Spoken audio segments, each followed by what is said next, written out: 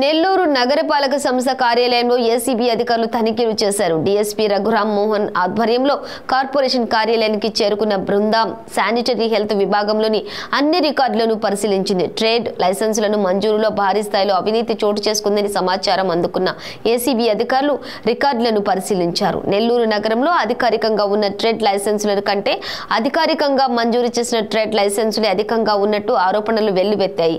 ప్రభుత్వ ఖజానాకు చేరాల్సిన కోట్లాది రూపాయలు పక్కదారి పట్టినట్లు తెలుస్తోంది.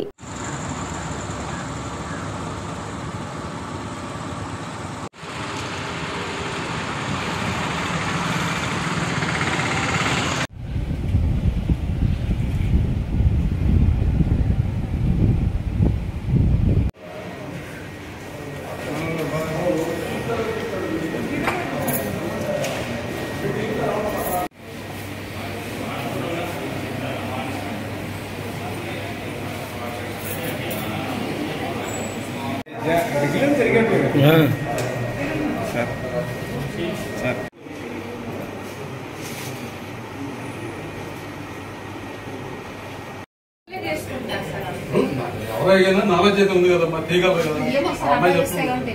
సరే అతను రాని నిజాలు రండి.